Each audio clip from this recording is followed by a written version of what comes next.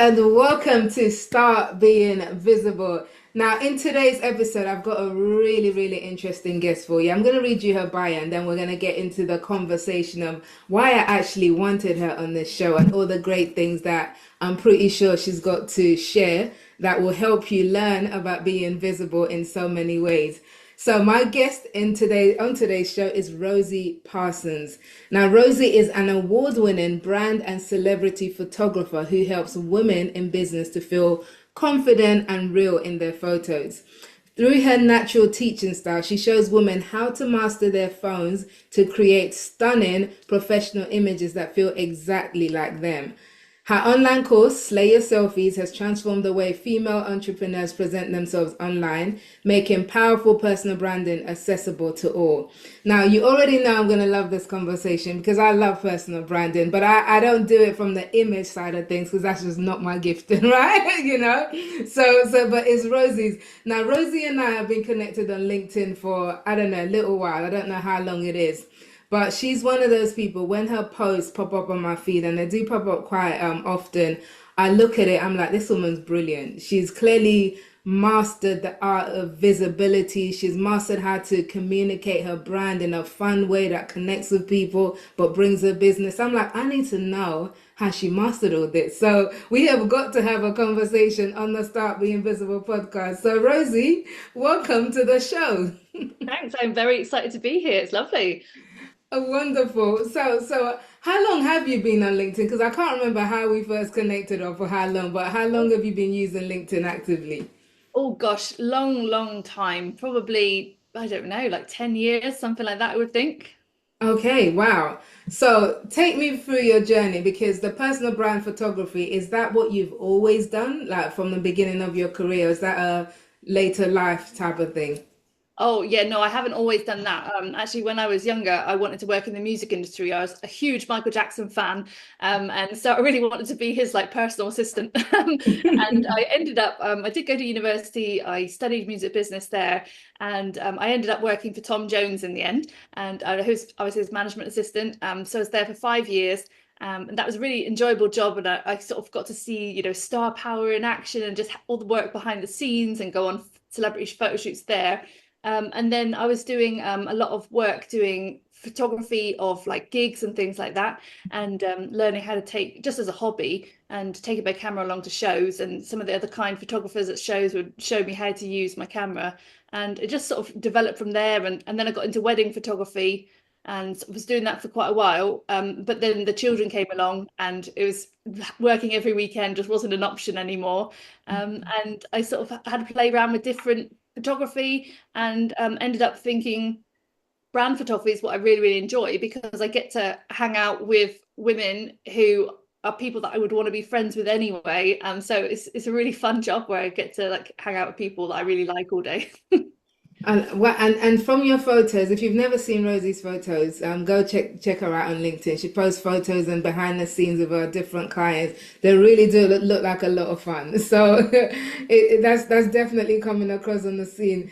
Now, photography is not something that, well, actually, you can tell me it's your industry. I know my brother's a photographer as well, but it's like it's not something that you immediately make lots of money from. So, how did you turn it from a hobby into something that was serious business? I mean, you've got four kids, right? So you've got four mouths and yourself to feed, you know? Yeah, How yeah. did that transition happen? Yeah, I know. I'm a single mum, so it's all on me, and it's quite a lot of pressure. So I think I invested in education a lot, and I did some courses about pricing profitably, and that completely changed my entire business and my life. So I think it's a lot to do with mindset as well. Like if you have to kind of do the work to believe that you're worth that, paying more for. So I did the mindset work. I worked on my skills.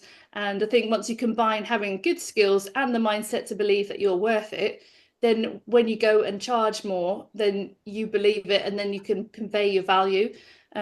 So both of those things are really important. Obviously, you've got to be good at what you do as well, but you do have to believe in yourself. Hmm. So it was through doing online courses that helped me bring that out myself, that helped me to price profitably.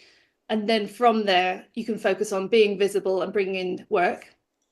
That's it's really important that you say that because again, in the nature of the work that I do, coaching women and building their profiles, LinkedIn, and even helping their business and career, it's like it's that whole element of charging properly. It's a big deal. A lot of women undercharge, and like you said, it's to do with how you value yourself and how you value the skills and the offerings that you're bringing to the world. And I also think another element of it, and you can tell me whether you find this to be your experience, but I know I certainly have. When you build a personal brand, it's like a currency that allows you to charge more as well, because now people are not just booking a regular photographer, they're booking Rosie Parsons. Well, That's a bit yeah, different. exactly. People come and see me. They'll travel from around the UK, and even now they're coming from abroad, flying in for shoots, which is amazing. Wow.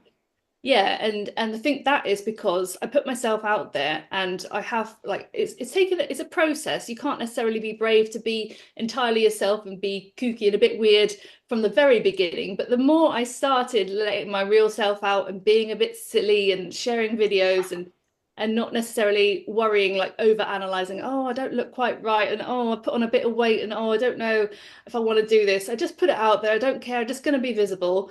And actually, people reacted really well. And yes, some people are like, oh no, that's not for me. But then the people that do like you really like you, and then they want to work with you. And I've had people say, I feel like I know you because I have been following your stuff for years. And so that's really, really nice because then when they come for their photos, it feels like we're two friends already, which is Yeah. great. Yeah, you have that instant connection, and that's what building a brand can do. Like people feel like they know you. So, like my brother, again, as I said, he's a photographer and other things, but he's the only one that takes my photos, like my proper profile photos, because we have that connection. So I can relax around him. But you can build that stuff with people online, like you just said, by showing up every day. I see you on my feed often, and it's like, oh yeah, Rose, there's Rosie. There, she's fun. Rosie looks fun. Rosie looks, all of these things that I don't know if, in fact, did you intentionally position your brand the way that you have? I mean, the vibrant, colorful colors, like if you're watching this on YouTube, you'll see the yellow. We're both wearing yellow, actually. You see the yellow and you see the background. It's very colorful, and your images are very colorful and vibrant. Was that a deliberate strategy that you employed to stand out with your brand? No, what happened actually was when I started off doing brand photography, I was just doing anything that got booked really. So I was working a lot for different local magazines like Devon Life and stuff like that. And just whoever booked me, I'd go and photograph them. I didn't really have a specific style. And then during lockdown, all of my work dried up and I was getting work through networking events and none of those were happening anymore. So I had no work on at all. But I love photography, so I thought, well, what would I like to do? And I always think like creating a portfolio, whether you're a photographer or any line of work, I think it's really important to curate a portfolio of work to show potential clients that illustrates your exact kind of ideal work that you'd like to do. So if you're a graphic designer, then try and work, maybe do some low cost jobs for people that you'd really like to do, so you can show examples of that because what you show is what you attract.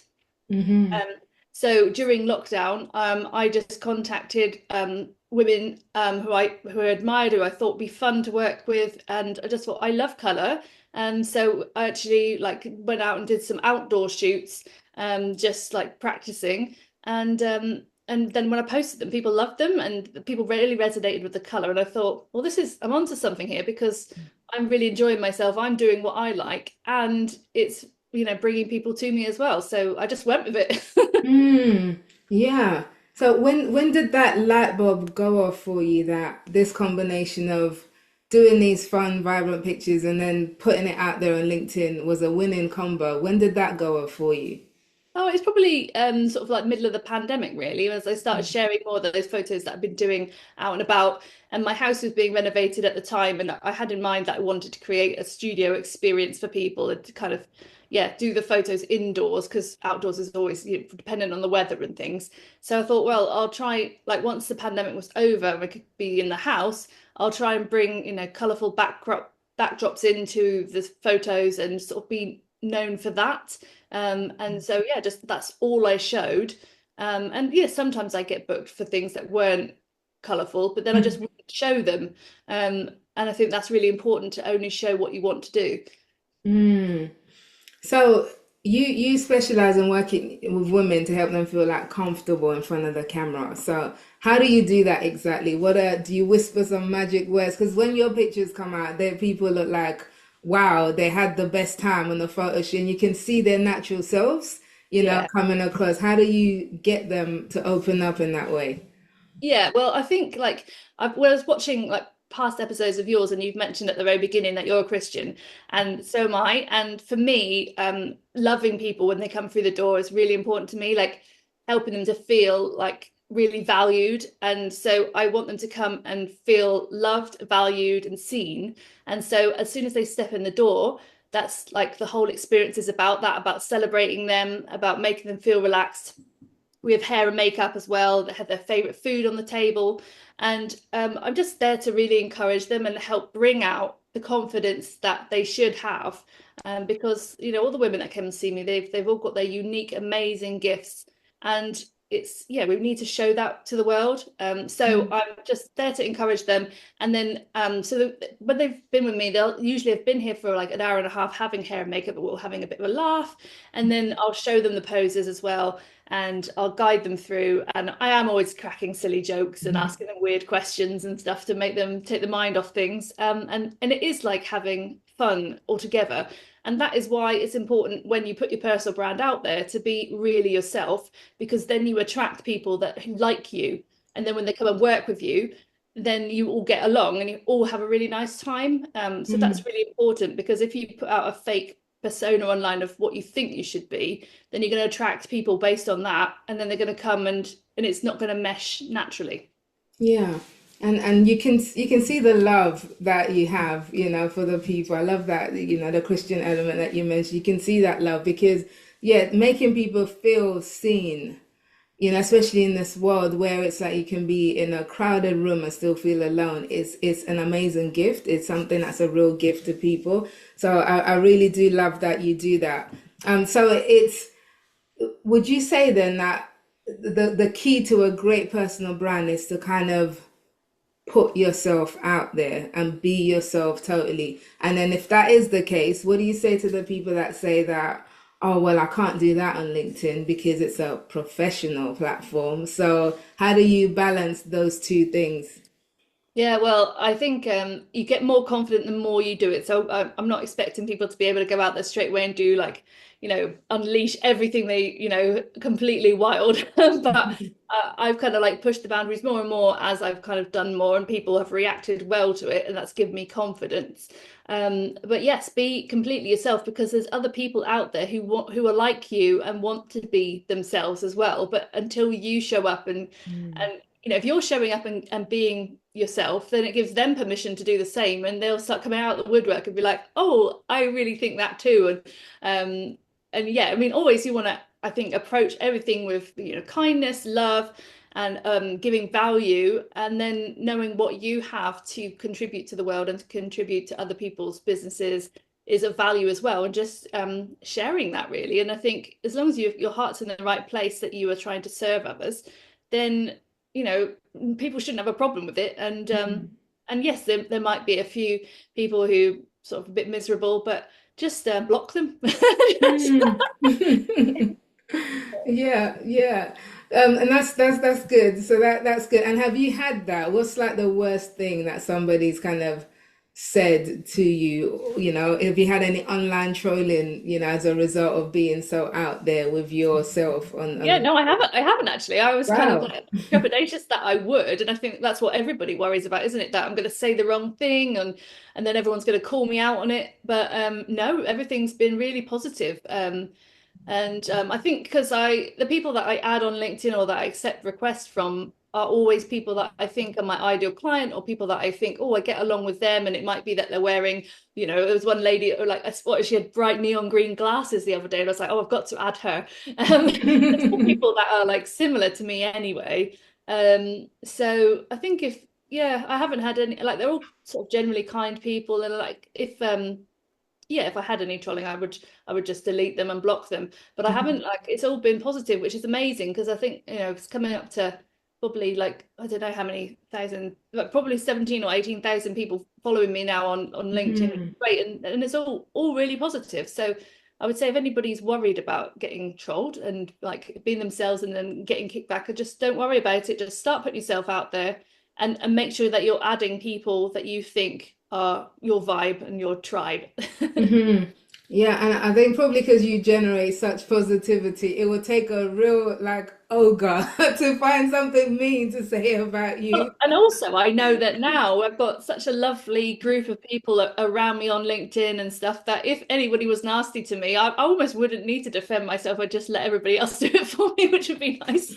Exactly. No, that's wonderful. That's part of the benefits, isn't it? You build this amazing community of people you would never have got to connect with otherwise, which Yeah. is wonderful. Now, I want to talk about visibility and your personal life in terms of how do you maintain the balance there? Because I don't know if it was in the post, the way you mentioned about being a single mom and, and doing all this for your kids, but I don't see it as something that you talk about often. Mm. And maybe I've missed it, but I haven't seen like pictures of your kids or anything, out there. Personally, I don't do that myself. Like my kids are kind of like my husband, my kids, they rarely make an appearance unless there's a really important point. But how do you maintain the balance between being visible because your business needs it, but also maintaining some kind of private life? Yeah, I think it's been interesting because I'm definitely not natural. I think like our generation really it's not natural to necessarily push yourself out there and like talk about what you're having for breakfast and document every part of your day. And I suppose in that way, I'm maybe quite a private person. So when I do put myself out there, it tends to be quite, I plan what I'm going to do. You won't find me posting on stories throughout the day on Instagram or anything. So when I do post stuff, I tend to have planned out what I'm going to do and why. So even though I'm quite visible, it's quite planned, and Mhm. um, I don't think my children would really mind being out there. I mean, if I see some press opportunities, for example, like I think I've been interviewed in the past about sort of being a single mum and things, and I don't mind like having a couple of photos out there and talking about single mum life. But it's just not a major part of what I do or the value I bring to other people, really. I'm not, if I was explaining ways to balance home and life and how to be organized home, then that would be relevant. But no, I don't have organized home, so no point really telling everyone about it. Okay, no, that's interesting. So really, what I'm hearing you say is that you only share the parts that are necessary for building or reinforcing the personal brand that you've already created. Yeah, I'm not like deliberately hiding stuff, but I think you Mhm. need to think about what's going to bring value to other people. I try and create content that's going to make people smile, give them a little bit of value and help them learn something. And then also, obviously, I want to talk about my course and like my shoots and stuff. So I kind of give people behind the scenes of that so that they can make an informed decision of whether it's right for them. So like all my content revolves around those things, really. I don't yeah, I mean, occasionally, like when we were painting the kitchen, I took a photo of the kids helping me paint that because I thought it was quite cute and it is relevant because my shoots happen in my home. Mhm. So I thought it was quite nice to like show the behind the scenes of us get like redecorating the house for new clients. But yeah, so I only really share stuff if it's relevant. And how old are your kids? What's I've the got age I've got range? yeah, 11-year-old triplets and a 10-year-old. Yee! Yeah. Wow! You Yeah. are busy. Yeah, very busy. In Oh fact, I've my had to sort of build my entire life around the children, and that's why working for myself has been so great because it has meant I can take on work around their schedules, and it means that I can make sure that I'm available to go to their stuff at school. So I think I would, if I'd have worked for somebody else, I'd have been fired many years. God. But oh my God, yeah, totally understand the freedom, the flexibility. But my Yeah, God, triplets and yeah, 10-year-old, wow, that is a lot. yeah. So you're making it work. And I don't like work-life balance. I don't think it's a real concept. I call it work-life integration, where as much as possible you can integrate your work and your life, you maintain a healthy balance, so to speak. Yeah. So what are your thoughts on that? How do you manage that? How do you manage, okay, how do you stop yourself from working too much, for example, because your studio's in your home? How do you separate, okay, I'm working, I'm at home, all of that kind of thing? I tell you what, I probably don't separate it, and Mm. I probably do work too much. I think I took a bit of time, like, so I'm single, and I took a bit of time off dating because I was finding that I was, it was all in my head and thinking about guys and stuff like that. And I thought, you know what, I'm just going to focus on work and the family and try and get things in order at home. So for the last sort of year, I've just been single, and I probably, yeah, I do just work all the time, which is a bit sad. But on the weekends, like, so the children at the moment, they're of an age where they disappear upstairs to their rooms after school. And I will just be on the laptop, but I do love it. That's the thing. Like, I really enjoy it. And so people that I meet through work, it's like I just love it, and I love the people that I'm working with. So for me, that kind of becomes my friendship group, my social circle, and I just really enjoy like learning new things. Like I'm learning about Facebook ads at the moment, so I'm always like beavering away on a laptop somewhere. But I do go out and like do co-working, which is quite nice, so I can get to sort of see other people. So yeah, I don't really have a work-life balance. Like on the weekends, I'll try and go out somewhere with the kids, but you'll always find me sat somewhere with a laptop thinking away. When you enjoy your work, it's like feels like fun, right? As the Yeah, saying goes, you exactly. know. Yeah. So, what's an average day look like for you in terms of Yeah. your work? Yeah, so I've got two different sides to the job. So I've got the studio shoots. So if I've got a studio shoot on, then I'll be sort of tidying from the night before, trying to clear up after four children and making the house really nice. And then in the morning I'll go to Waitrose and like get them nice, spreaded, and then my makeup artists arrive, and I'll go and collect the client from the station and do the shoot during the day. And then the children come home from school, and then it's really nice because the house is tidy, and there's lots of food left over, and it's great. We can nice and relax. So that's like a shoot day. And then if it's not a shoot day, you'll often find me on a laptop at this co-working space, and I'll be like either working on a blog post, or I'll be working on my course, or in my Facebook group answering students' questions and stuff. Because we do like photo challenges each week and things. So yeah, I'd say like I probably do about one shoot a week, and then the rest of the time's working on my course, which is quite nice because yeah, work in a nice co-working space and get to see people, and that's quite a fun thing to do. But most of it's like working on marketing when I'm Hmm. not shooting. Yes. You mentioned your Facebook group. Tell me Mm. more about the business model you have set up because you're not just going, because sometimes people think, oh, photographer, all you do is you go out, you take photos, print those photos, whatever, and then Yeah. that's it. But it sounds like you've got a whole system. You mentioned blogs, you mentioned, consistent posting on LinkedIn, which I want to talk more about in a second. You've got this Facebook group, you've got a course. What kind of business model do you have that supports you to create the revenue you need to survive? Yeah, so it's my online course is nice because you can sort of sell it to many different people, and they're kind of like then able to access your knowledge, and you can help people on a one sort of like in the Facebook group, so you can give feedback, but it's not as intense as having a one-to-one photo shoot. So I can sell my knowledge at a much cheaper in like cost investment, and then like walk people through the online course, which is obviously Is it already. slay your selfie? Yeah, slinging Okay. selfies, yeah. Mhm. And then they follow my method. And then if they get stuck, whatever, they can ask for help. But as they're following the method, then they're kind of getting these nice results. So it's just, I did all the work up front so that I could then sort of, yeah, it's just sit back a lot more. And um, yeah, that's it really. And the Facebook group is where people come together. And I just started doing these weekly photo challenges to keep people engaged and give them new ideas for what they could shoot, and then use those, on the website and things. But it's been brilliant, and people are taking professional looking results, and like one of my students even got featured in Forbes with one of her photos. So Wow. like that was amazing, yeah. So yeah, it's the Facebook group is great. It's just for the students, so they've got easy access to me, and I know to check in with them like a couple of times a day.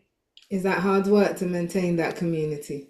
No, not at all. In fact, I just like on a Monday, I'll think of like what photo challenge I'm going to set for the week. I'll post that, and then throughout the week, I'll check in with anyone that's got any questions or wants feedback on their photos. And then on a Friday, I'll chase up people that said they were going to join the challenge. We'll see all the photos coming in, and yeah, no, it's really nice actually. It's because I love what I do, and I can quickly see a photo, and I can sort of read what's happening. I can see how they can improve. I just like give my thoughts. So it's just quite nice, really. it's quite easy to maintain it really. Mm, I love that. And again, that element of fun is coming across, because Yeah. that seems to be the thread in everything that you do, you Oh, I'll know. tell you what, another thing that I have been doing more recently as well, which I'm really enjoying, is I've been creating content for my new Facebook and Instagram ads as well. So I've been going out to meet the students of the course in person and then filming them like taking selfies and like the bad ones and the good ones, and then doing the test like video testimonial with them. And then that is really fun because you get to see sort of all the people that have sort of bought the course and like meet them in person and all the different types of people, which has been great. And been on blustery beaches down in Cornwall and then up to Bedford the other weekend. And Mhm. it's I mean I get on so well with everybody because the personal brand, people really do get to know me. Like when I was asking for people that could be doing testimonials, like I went and stayed with one of my students, Rachel, and went and stayed with her for the weekend. Wow. Yeah, because I genuinely like love all my students, and it's a great bunch of women that genuinely like each other and support each other. Where were the kids when you went away for a weekend? Well, that's one of the benefits of being a single parent is that they go to their dads every other weekend. So I get one weekend to myself. Wow, that is amazing to build a community that you can be comfortable enough with to go and stay with. I love that. I kind of my Visible Women tribe, which is coming back, but it really got to the point we started as an online place connecting on LinkedIn and then we're meeting in real life and people are making great connections. So amazing things can happen when you really kind of show up as yourself, put yourself out there and connect with like-minded people online. It's fantastic. So yeah, that's so great to hear. But your visibility has taken you places. You've been featured in magazines, Guardian, Entrepreneur, etc. What's been like the most surreal experience that you've had to date that you would say has been a result of your visibility? That's a good question. I think it's not just about being visible as well. It's about putting yourself in situations and stuff. So I recently started taking photos for a bunch of magazines, and I think sort of doing that. So like I did a photo shoot for Platinum magazine recently with Shirley Ballas, who's a judge on Strictly, and I think that was like I just really enjoyed that. And then also then made sure we got lots of content when that was happening as well. So then when I put all of that out afterwards, that got a huge response.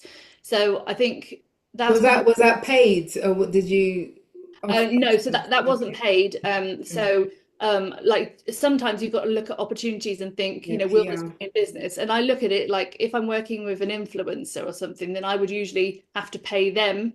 So it was like it's more like a collaboration. So yeah, but it was well worth it. It was great, really good fun, and brought in lots of work.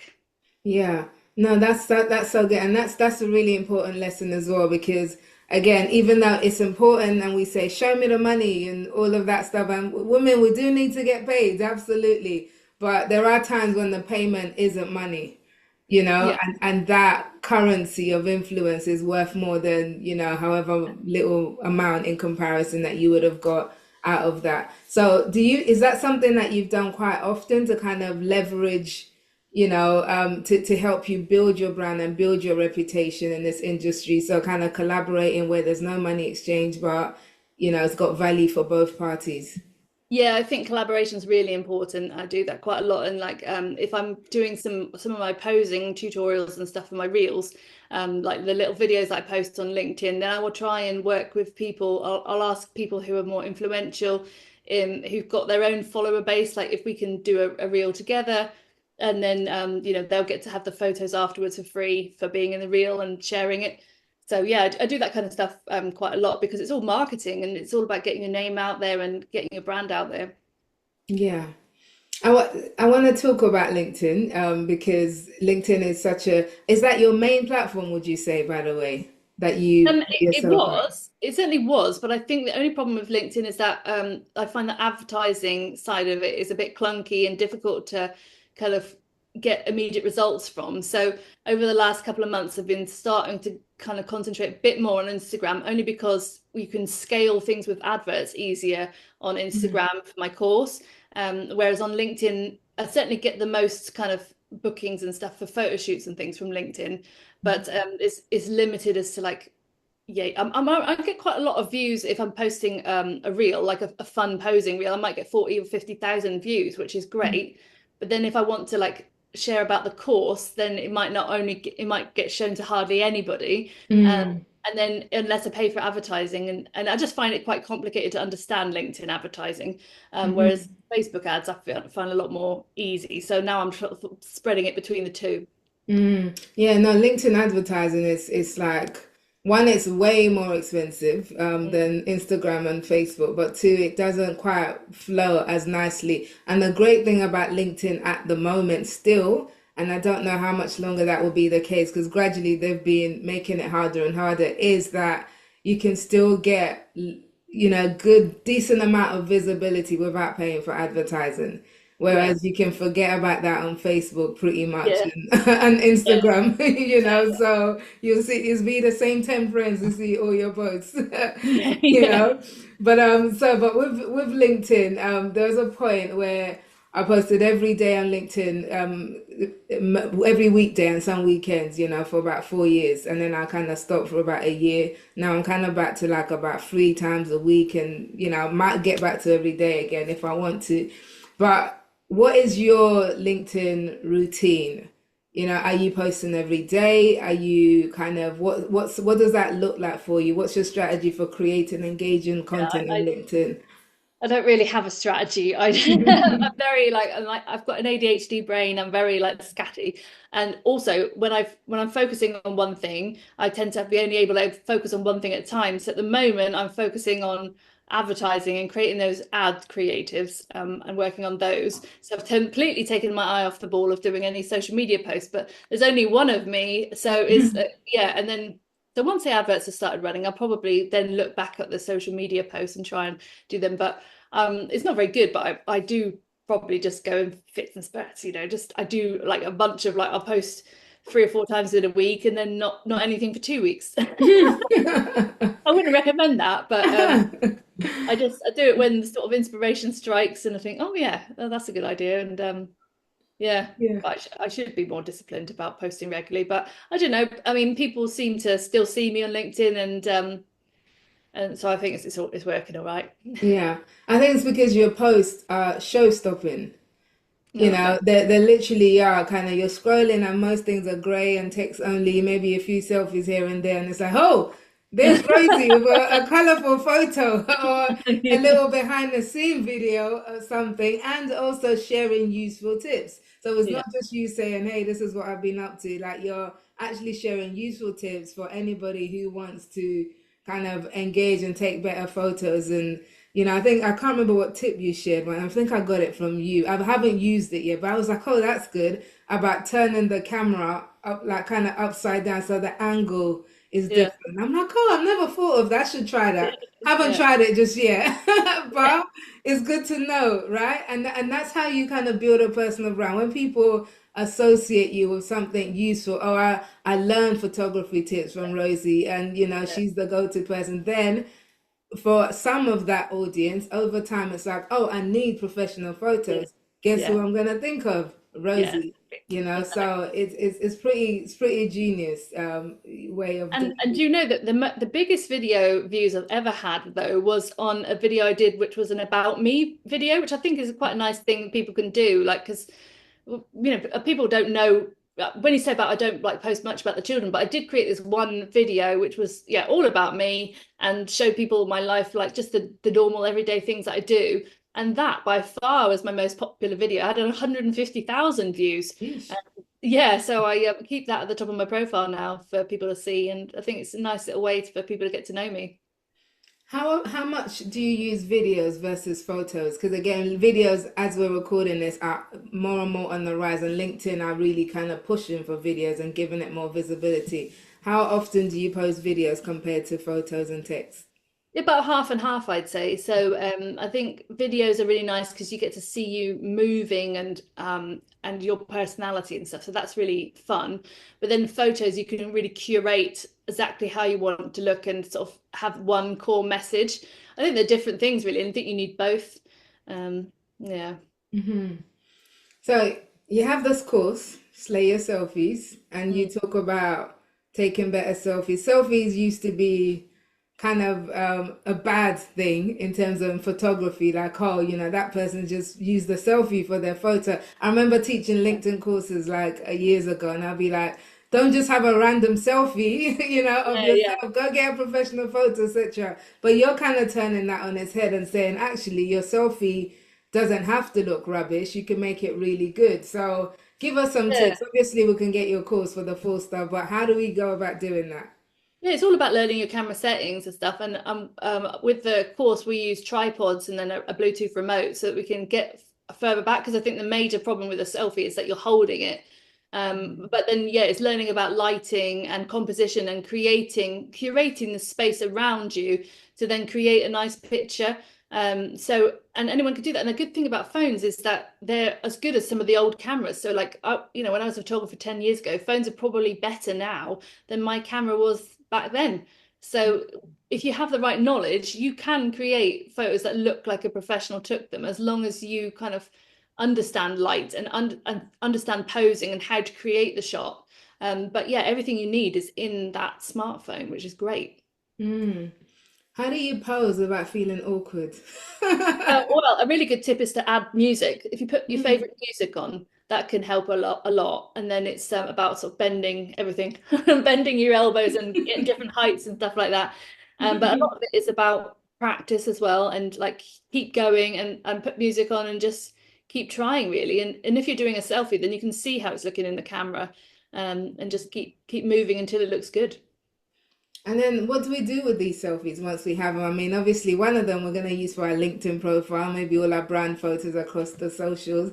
What else do you do with these photos of yourself to enhance your brand or business? Oh my goodness, there is so much you can do once you start looking into it. So you could be blogging. I think you like blogging regularly and talking about your work, obviously posting on socials. If you're sending out a newsletter, then I think it's really nice to add in little bits on that. And then on your website, you can add more photos of you throughout your website. So instead of just on the About Me page, what about when they contact you and about your services? So instead of just having a list of services, you can have photos of you talking with a client. Because a selfie, if you're following my method, you can have photos of you with other people as well. So we're talking about anything that you would book a brand photographer for, and then use those photos across everything. Then now you can do it for yourself. And then there's even stuff like if you're doing a pitch deck, you can add in photos of yourself there. With Canva, you can remove backgrounds and add in all sorts of different things. And then obviously, if you're getting asked to do podcasts and things like that, it's nice to have a nice photo to send in for that. So there's so much you can use it for. And you're not putting yourself out of business by sharing all these tips with us. Well, the thing is, like, I don't actually do the lifestyle shots. So the stuff we do in the course is all about doing photos sort of at your desk or out and about, and sort of more the lifestyle photos that brand photographers do. Whereas what I do for clients in the studio is they come in and have that luxury pamper day and are made to feel really good and bring out that confidence. And then we do the sort of high quality hero images and sort of expressive poses and stuff. So it's quite different. And it's obviously like a lot higher price point as well. So yeah, the photos that we do in the course are sort of like more your lifestyle ones. And then another thing that I forgot to mention that they're brilliant for is getting press coverage. And when I started the course, I thought, oh, photos that are taken on the phone won't be good enough for press coverage. But my students have completely proved me completely wrong. They have been using those photos and getting it featured in press and been like sending me messages and going like, wow.